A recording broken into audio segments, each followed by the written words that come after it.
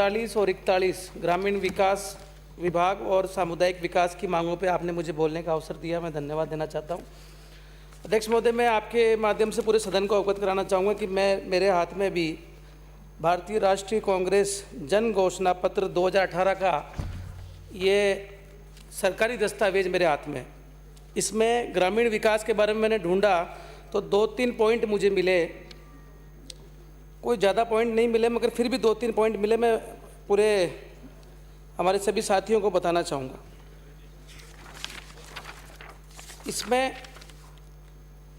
माननीय अध्यक्ष महोदय, उन्होंने घोषणा की कि प्रत्येक गांव की सड़क की मरम्मत करना, जहां सड़क नहीं है वहां रेनफोर्स्ड सीमेंट कंक्रीट की नई सड़क बनाना तथा जल निकास हेतु समुचित ड्रेन सिस्टम को विकसित करना। मैं सारे माननीय सदस्य से पूछना चाहूँगा कि भाई आपके यहाँ तो ड्रेन सिस्टम बन गया क्या? कौन से भी गांव में कोई बन गया हो तो कृपया जरूर बताएं। माननीय मंत्री महोदय भी अपने जवाब में जरूर बताएं। इसके एक बिंदु में लिखा है कि पंचायत समिति तथा जिला परिषद को अधिक अधिकार देना।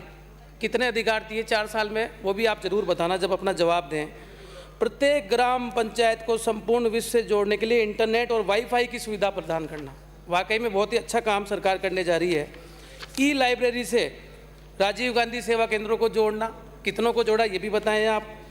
मनरेगा को प्रभावी ढंग से लागू करना और परिणाम स्वरूप टिकाऊ परिसंपत्तियों का सृजन करना। कितनी टिकाऊ संपत्तियां बनाई ये भी आप जरूर बताएंगे। गाँव का शहरों की तर्ज पर विकास करते हुए आधारभूत ढांचागत सुविधाएं उपलब्ध कराना, अच्छी बात है। और सबसे बड़ा पॉइंट इसमें सभापति महोदय 11 नंबर पे इन्होंने लिखा है पंचायती राज चुनाव में न्यूनतम शैक्षणिक योग्यता की शर्त को हटाया जाना। ये जरूर आपकी सरकार ने किया, बहुत अच्छा काम किया। इसका परिणाम क्या आया सभापति महोदय मैं बताऊंगा आपके प्रगति प्रतिवेदन के माध्यम से।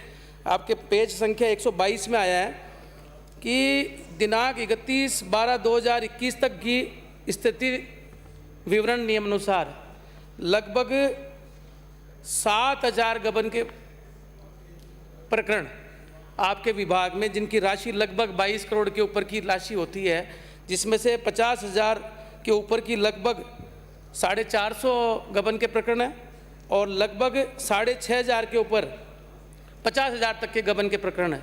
अच्छी बात है आपके प्रतिवेदन में आया कि भाई गबन हो रहे हैं, तो कहीं ना कहीं साक्षरता हटने का हमको अच्छा परिणाम मिल ही रहा है। इसमें आपकी ये नहीं आई कि ये गबन तो हुआ मगर इसमें से वसूली कितनी हुई, ये अभी तक इसमें नहीं आया। तो ये केवल गबन करके आंकड़ों में दिखाने का भी है या वसूली करने का भी वापस काम है सरकार का, ये भी आप मैं समझता हूँ कि बताना आपको पड़ेगा। इसी के साथ जो पूरा मूल बजट है आपका, कहीं भी पूरे मूल बजट में, पिछले बजट में, इस बजट में माननीय मुख्यमंत्री जी ने जो इतना लंबा चौड़ा भाषण दिया, इसमें कहीं भी ग्रामीण विकास का नामो निशान ही नहीं है। माननीय उपनेता प्रतिपक्ष, आपने भी बजट को पढ़ा होगा, मैंने पढ़ा, मूल बजट में कहीं भी ग्रामीण विकास या पंचायती राज का कोई नामो निशान नहीं है। अब नरेगा की बड़ी बड़ी बातें करी गई है, मुख्यमंत्री जी के द्वारा कहा गया कि 25 दिन का हम अतिरिक्त नरेगा का हम काम देंगे। मैं आपके थोड़े आंकड़ों पर गौर फरमाना चाहूँगा कि 2018-19 में जो मानव दिवस पूरे बने राजस्थान में वो 2,942 बने, 2019-20 में 3,286 बने और लाखों में है ये संख्या, और 2020-21 में 4,605 बने और 21-22 में माननीय सभापति महोदय 2,962 बने। तो बहुत अच्छा कर रहे हैं काम अपने, तो बहुत ऊपर जा रहा है आंकड़ा आपका। अगर प्रति परिवार रोजगार के औसत दिवस हमें देखे जाएं तो इस चालू वित्त वर्ष में केवल 47 होते हैं, केवल 47 प्रति परिवार का अगर हम जोड़ेंगे इसमें, और हाँ टोटली 47 हो रहे साहब, 47 ही ये दिन, 47 दिन है रोजगार औसत दिवस प्रति परिवार का अगर आया है। तो राजस्थान का ये आप ही का कागज है, इसी में से बोल रहा हूँ, मैं कोई लक्ष्य नहीं बोल रहा। अब इसको आप 125 तक ले जाने का आपके सामने लक्ष्य है 3 महीने में, तो आप ले जाइए। इसको कैसे ले जाते हैं, 3 महीने में आप ले जाएंगे, जरूर ले जाएंगे। दूसरा सभापति महोदय, मैं आपके माध्यम से बताना चाहूँगा कि इतनी बड़ी ग्रामीण विकास की हम बातें करते हैं, बड़ी बड़ी घोषणाएं करते हैं, पूरे बजट में कहीं नाम नहीं है। और मैं धन्यवाद देना चाहूँगा हमारे प्रधानमंत्री जी को, जिन्होंने जल जीवन मिशन से पूरे गांव को जोड़ने की चेष्टा करी और वो काम आज हमारे बीच में होता दिख रहा है। मगर एक सबसे बड़ी तकलीफ जो हमारे तमाम जनप्रतिनिधियों के सामने आ रही है वो जनता जल योजना है। कहीं भी 2 साल के बजट में जनता जल योजना का नाम नहीं। आपके प्रगति प्रतिवेदन में भी साफ साफ आपने कुछ 2 लाइनों में इसकी इतिश्री कर दी कुल 6,523 जनता जल योजनाएं संचालित है और प्रति व्यक्ति आप उसको जो कोई मानदेय दे रहे हैं 252 रुपये प्रतिदिन के हिसाब से 6,552 मासिक भुगतान आप प्रति आदमी को दे रहे हैं। कहाँ से मिलेगा आपको काम करने वाले आदमी? सारे आपने जनप्रतिनिधियों को उलझा के रख दिया। आज मैं मेरी विधानसभा फुलेरा की बात करूं, आपने 2 साल तक चुनाव नहीं कराए, पुराने आपके जनप्रतिनिधियों ने 1 रुपया नहीं उठाया, 1-1 करोड़ रुपए एक पंचायत में बिजली का बिल बाकी है। माननीय सभापति महोदय, कैसे चलेगी पंचायतें? विकास तो दूर की बात है, वो उनका बिजली का बिल 31 मार्च आते ही सबकी टेंशन होने लग जाती है। अभी सभी माननीय सदस्यों के पास समाचार आ रहे होंगे कि बिजली करने वाली है, सब अपने अपनी करते हैं। हो सकता है सरकार वालों को विशेष छूट हो, हमको तो नहीं है ऐसी कोई छूट। तो मैं समझता हूँ कि ये आपने पूरे बजट में कहीं भी जनता जल योजना के लिए कोई भी अनुदान देने की कहीं भी किसी भी पंचायत को 1 रुपये की घोषणा नहीं करी। मेरी मांग है आपसे कि इसके तहत भी आप चाहे जिला परिषद मद से चाहे पंचायत समिति मद से जिन जिन पंचायतों में तकलीफ है उनको तुरंत आप अलग से पैसा दिलाएं। एक महत्वपूर्ण योजना केंद्र सरकार की श्यामा प्रसाद मुखर्जी रूबन मिशन के तहत हमारे यहाँ भी चल रही है, जो मेरे विधानसभा में भी सौभाग्य से जयपुर जिले में नारायणा में चल रही है। अब आप इसकी विभाग की प्रगति देखिए, इसमें सेंट्रल का और स्टेट का दोनों का पैसा मिला के और लगभग 124 करोड़ रुपये उपलब्ध थे काम के, और वर्तमान में खर्चा किया हमने केवल 86 करोड़ रुपए। क्यों? तो पैसा ये तो पड़ा है हमारा, इसको खर्च करने में क्या दिक्कत आ रही है? केवल कानून कायदे में कागजों में उलझा के रखेंगे। जब इतना पैसा पड़ा है हमारे पास, कम से कम 50 करोड़ रुपए पड़ा है, इसको खर्च करने में क्या दिक्कत है? अब ये खर्च करेंगे, यूसीसी लेंगे तो दोबारा आपको नया पैसा और मिलता, मगर वो तो पता नहीं आप क्या कर रहेंगे, इसको साथ लेके जाएंगे, क्या करके जाएंगे, भगवान जाने। दूसरा, इसी के साथ सामाजिक अंश जो आपका ये है अंशेषण, सॉरी, इसके बारे में भी एक बात बताना चाहूँगा कि लगभग आपकी जो भी इसमें कैलेंडर जारी हुआ है अंकेक्षण का, उसमें से लगभग 75% भी काम पूरा आपका नहीं हुआ। मगर एक बड़ी बात देखिए, नेता प्रतिपक्ष आपसे निवेदन करना चाहूँगा कि 142 लाख का आक्षेप लगाया इन्होंने केवल इसमें कागजों में आंकड़ों में, उसमें से कमेटी ने डिसीजन किया 97 लाख का रिकवरी के लिए, और आज तक रिकवरी हुई है 7 लाख की। तो ये किसके लिए करते हैं अपन ये कैलेंडर जारी? जब हमको कुछ लेना ही नहीं है, देना ही नहीं, तो क्यों हम ये डपोसला करते हैं कि भाई आप आएंगे, जांच करेंगे, वो करेंगे? नरेगा की या कोई भी पंचायत की करनी ही नहीं है, तो कोई रिकवरी लेनी नहीं है, तो काई के लिए हम इसको बार बार करना चाहते हैं? आपने 2021-22 में माननीय मुख्यमंत्री जी ने घोषणा करी, स्वच्छ भारत मिशन अंतर्गत 2 लाख व्यक्तिगत शौचालयों का निर्माण। बहुत अच्छी घोषणा थी, बढ़िया थी। 60-40 का रेशो है, केंद्र की योजना भी है, इसमें राजस्थान का भी भाग है। और इसमें मैंने भी आपका ये पढ़ा, इसमें पूरा इसमें जो आया लगभग 93,000 आपका अभी तक 31 दिसंबर तक ही पूरे हुए हैं। अब आप कहेंगे कि इसकी आवश्यकता ही इतनी आई, प्रस्तावित नहीं है, तो फिर अभी वर्तमान बजट में फिर मुख्यमंत्री जी ने 2 लाख की घोषणा करी है, या तो कॉपी पेस्ट सेम करा है। पिछले बजट में भी 2 लाख की घोषणा करी है, 93,000 बने अभी तक, और अभी इस बजट में फिर 2 लाख की घोषणा करी है। तो ये 3 महीने में पूरे अब 1.25 लाख कर देंगे, 1,07,000। अच्छी बात है, आप कर सकते हैं, बढ़िया बात है, करिए। मैं एक निवेदन करना चाहूँगा कि अभी हाल ही में सरकार ने पंचायत समिति और पंचायतों का पुनर्गठन किया, बहुत वाहवाही लूटी, चुनाव के दृष्टि से फायदा भी आपको मिला होगा।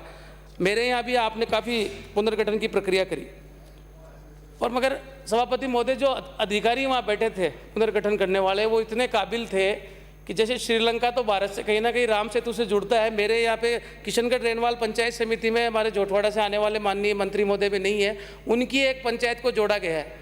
और आप सबको, पूरे सदन को ताज्जुब होगा, शायद पूरे राजस्थान में एक पंचायत होगी जो 2 पंचायत समिति क्रॉस करके तीसरी पंचायत समिति में जोड़ी है।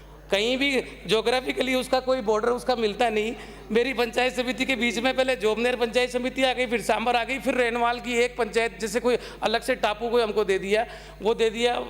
क्या सोच के काम होता है? मतलब लोगों को राहत देने के लिए काम करने का काम करते हैं। ढिंडा पंचायत को जोड़ा गया है, जो लगभग पंचायत समिति मुख्यालय से 35 किलोमीटर दूर है, बगल में 15 किलोमीटर में 2-2 पंचायत समिति है, तो बहुत अच्छा काम उसमें किया गया। पंचायतों का पुनर्गठन भी हुआ मेरे यहाँ। 9,500 की 2 पंचायतें, उनको तोड़ने की दिक्कत नहीं आई। 2,500 की 2 पंचायतों को तोड़ के तीसरी पंचायत बनाने की नौबत आ गई। राजनीतिक लाभ लेना कर सकते हैं। पंचायत समिति के वार्ड, एक वार्ड में 7,000 मतदाता हैं, एक में 2,500 मतदाता हैं। बहुत बढ़िया काम कर रहे हैं आप, किस प्रकार से बराबर करने का काम कर रहे हैं। और तो और सभापति महोदय, जो इतनी बड़ी बातें हम करते हैं ग्रामीण जनता की, गाँव की, पंचायती राज की, ग्रामीण विकास की, हमारे नेता प्रतिपक्ष महोदय को निवेदन करना चाहूँगा कि मेरे यहाँ 4 साल में 9 बार वीडियो का ट्रांसफ़र हुआ है। आप ही लाते, आप ही लाते, 9 वीडियो बदल चुके हैं। हाँ, और अभी आपके मंत्री बनने के बाद अभी ये सौभाग्य नहीं हुआ, वो भी जल्दी हमें मिल जाएगा, ये मुझे पता है, तो वो भी मिल जाएगा, आपको कोई दिक्कत नहीं। इसी के साथ मैं एक बात निवेदन करना चाहूँगा, हमारे धारीवाल जी भी विराजमान थे, वो चले गए। इसी सदन में माननीय धारीवाल जी ने घोषणा की थी कि शहरी विकास में जो भी अभियान में पट्टे दे रहे थे, अभियान में पट्टे देने की प्रक्रिया तय की है। अगर चेयरमैन ने 15 दिन में पट्टे पर साइन नहीं किए तो 15 दिन में शहरी निकाय के ईओ के दस्तक से पट्टा जारी मान्य होगा, चेयरमैन के दस्तक की आवश्यकता नहीं है। तो ये सरकार गांव की सरकार को अलग मानती है, शहर की सरकार को अलग मानती है। शहर वाला चेयरमैन अगर आपसे भेदभाव करेगा तो आप कानून लाके कह दिया ईओ साइन करेगा, और गाँव में सरपंच साइन नहीं करेगा तो क्या करेंगे भाई, वो आदमी आगे पीछे घूमता ही रहेगा। तो ऐसे गाँव के लिए क्यों नहीं आप अधिकार देते हो कि अगर सेक्रेटरी ग्राम विकास अधिकारी उसको मान्य करता है और वो पट्टों को साल भर से लेके बैठा रहता है कि राजनीतिक द्वेष से साइन नहीं करता, तो उनको भी अधिकार आपको देने नहीं चाहिए क्या, बताइए आप। इसी के साथ जो हमारे सरपंच संघ है, सारे माननीय सदस्यों को सभी सरपंच संघों ने ज्ञापन दिए होंगे, मेरे यहाँ भी सांबर सरपंच संघ ने भी ज्ञापन दिया है कि जो 15 वित्त आयोग की जो आपकी योजनाएं हैं उनका हिस्सा अभी तक स्थानांतरण नहीं हुआ। मानदेय और जो है इनका कर्मचारियों का वो भुगतान की राशि कटौती नहीं की जाए। जल जीवन मिशन में जो बजट है उसमें जलदाय विभाग को इनके लिए भी अलग से बजट दिया जाए, इनके मानदेय बढ़ाया जाए, सरपंचों के हो चाहे। अच्छा, आपने अभी माननीय मुख्यमंत्री जी ने घोषणा करी बजट में जनप्रतिनिधि और पंचायती राज के जो प्रतिनिधि है 20% की बढ़ोतरी करेंगे भत्तों में। तो जो शहर में नगर पालिका के पार्षद है वो तो काम करते हैं, गांव वालों भगवान भरोसे, वार्ड पंच को कितना भत्ता देते हैं, पंचायत समिति को जिला परिषद वालों को कितना भत्ता देते हैं, तो वो क्या राम भरोसे है कि गाँव वाला है वो उठ के आ जाएगा अपने आप और काम करके चला जाएगा, और शहर वाले को बहुत ज़्यादा जरूरत है। तो आप लोग कुछ इसके लिए भी सोचिए, कहीं से भी योजना में मत लाइए, कुछ भी करिए, इनके लिए भी कुछ ना कुछ करने की मैं समझता हूँ सरकार को आवश्यकता है। आपके प्रधानमंत्री आवास में जो त्रुटि है, 9 लाख नामों के लिए मांग कर रहे हैं सरपंच संघ, उनको क्यों नहीं जोड़ा जाता और नामों के लिए? छोटी छोटी बातों के लिए इनको परेशान किया जाता है, इनका काम नहीं किए जाते। दूसरा मेरा एक निवेदन है कि जो नरेगा है, आप सब लोग उसके लिए बार बार बात करते हैं कि साहब अच्छा काम करेंगे, मुख्यमंत्री जी ने कहा पैसा बढ़ाएंगे और वो करेंगे। अब माननीय मंत्री महोदय अभी निकल गए, मैं बताना चाहूँगा कि मैंने दक्षिण भारत का अध्ययन किया, कुछ 1-2 राज्यों का। उन्होंने किसानों को राहत देने के लिए, अगर ये सरकार कुछ करना चाहती है वर्तमान में गहलोत सरकार, तो मेरी मांग है आपके माध्यम से कि जो फसल कटाई का समय कम से कम, आप वैसे भी 47 दिन ही रोजगार दे रहे हैं, कोई बहुत ज़्यादा देने वाले नहीं है, आप आंकड़ों में इतना ही तो आपका एवरेज आ रहा है। कम से कम फसल कटाई जब साल में 2 बार आती है, उस समय नरेगा का पखवाड़ा अगर आगे पीछे कर दें तो हो सकता है किसानों को कम लागत में उनको लेबर मिल जाए, कम से कम वो अपना काम कर ले। दक्षिण भारत में चाहे तेलंगाना है चाहे आंध्रा है, वो लोग फसल कटाई के समय बिल्कुल नरेगा का काम में नहीं लेते। मैंने खुद ने पढ़ा, स्टोरी भी देखी, डॉक्यूमेंट देखी। तो क्यों नहीं राजस्थान के लोगों के लिए ऐसा क्यों नहीं किया जाता? आज तमाम माननीय सदस्य बैठे हैं, कृषि से जोड़ दो, नहीं तो कम से कम उस समय के लिए पखवाड़े को आप आगे पीछे करते हैं, कहाँ दिक्कत है? कोई मनाही थोड़ी है काम करने के लिए। आज अब 400 रुपये में लेबर नहीं मिलती, नरेगा में आप 100 रुपये नहीं देते उनको, मगर बैठे बैठे लोग बाग काम नहीं करना चाहते, तो क्यों नहीं ये करना चाहते आप? तो मेरा तो इतना ही कहना है कि जो बातें इस सरकार ने बड़ी बड़ी घोषणाएँ करी, चाहे जन घोषणा पत्र में, चाहे आपके बजट में, चाहे मीडिया में, मेरा इतना ही कहना है कि जो गाँव की संपर्क सड़कें हैं उनको जोड़ने का जो वादा किया वो आप कब तक पूरा करेंगे ये बताइए। गाँव के साथ जो नालियाँ हैं, ड्रेनेज का सिस्टम आपने वादा किया, एक भी पंचायत में कहीं किया होगा तो वो बताइए कब तक ड्रेनेज का सिस्टम करेंगे, और जब तक नहीं बनाएंगे जब तक जो पैसा खर्च हो रहा है वो प्लानिंग से खर्च करेंगे, इसके लिए आपकी क्या कार्य योजना ये भी बताइए। पंचायतों में आपके पास सरकारी भूमियाँ नहीं मिलती, एक दूसरे का कोई भी ऑफिस आता है तो कई बार पैसा लैप्स होकर चलाता है, उसके लिए क्या मैनेजमेंट रहेगा कि हम केवल दानदाताओं के पीछे भागते रहेंगे, या सरकार कोई पॉलिसी लाके कोई एक्वायर करेगी या नहीं करेगी, क्या उसके लिए काम करेंगे? आवास योजना के लिए आपके स्वीकृत हो जाते हैं, एक किस्त आ जाती है, दूसरी किस्त रुक जाती है क्योंकि साहब भूमि का काम सही नहीं है, वो नहीं है, 1000 तरह की त्रुटि है। जो पंचायत समितियों का पुनर्गठन हुआ, ज्योग्राफिकली भौगोलिक दृष्टि से 20-25 किलोमीटर दूर किसी को डाल दिया, तो क्या उनको वापस ठीक करेंगे क्या, ये भी बताइए। गाँव में शमशान के लिए भूमि नहीं है, अतिक्रमण हो रखी है, उसके लिए आप क्या करेंगे? मनरेगा में भ्रष्टाचार को रोकने के लिए क्या करेंगे, ये भी आपको बताना चाहिए। और जो कच्चे रास्ते हैं उनको ग्रेवल बनाने के लिए क्या कार्य योजना है, जो ग्रेवल है उनको डामरीकरण करने के लिए क्या योजना है। सभी गाँवों में रोड लाइट्स और पंचायत मुख्यालय को आधुनिक करने का जो आपने वादा किया था उसके लिए आपने क्या किया। एक दिलचस्प बात आपकी और जो मैंने इसमें पढ़ी कि आपने जो घोषणा करी थी कि ये स्मार्ट गाँव, स्मार्ट विलेज, स्मार्ट विलेज योजना में आपने घोषणा कर रखी है 3275 स्मार्ट विलेज को चयनित करके जल निकासी प्रबंधन, प्रत्येक स्मार्ट विलेज को 2 लाख की आबादी के सामुदायिक शौचालय, सार्वजनिक पार्क, खेल मैदान, ओपन जिम, चारागाह विकास हेतु खाई मिट्टी खोदना, ग्रामीण गौरव पथ, प्रकाश की लाइट, LED सोलर लाइट, गांव में नियमित स्वच्छता सफाई कर्मी एवं कचरा प्रबंधन, 2 मुख्य मार्गों को स्वराज मार्ग के नाम से विकसित करना, ई पुस्तकालय, वाईफाई, है ना। ये आपने इतनी सीनियर सेकेंडरी स्कूल चली प्राथमिक, ये तो हो गया, पशु चिकित्सा हो गया। कृपया 5 मिनट में मेरा मैं तो कर रहा हूँ, सभापति महोदय बैठ ही रहा हूँ। ये इतनी बढ़िया घोषणा करके इस किताब में आपने इतनी सुंदर बातें लिखी, और जब अंत में इसकी कार्य की प्रगति, योजना की प्रगति शब्द जब आता है, उसमें मैंने पढ़ा कि राज्य स्तर पर जिला परिषद के माध्यम से चयनित स्मार्ट विलेज में चयनित गतिविधि सुविधाओं की आवश्यकता उपलब्धता के संबंध में बेल लाइन्स सर्वे कराया जा चुका है।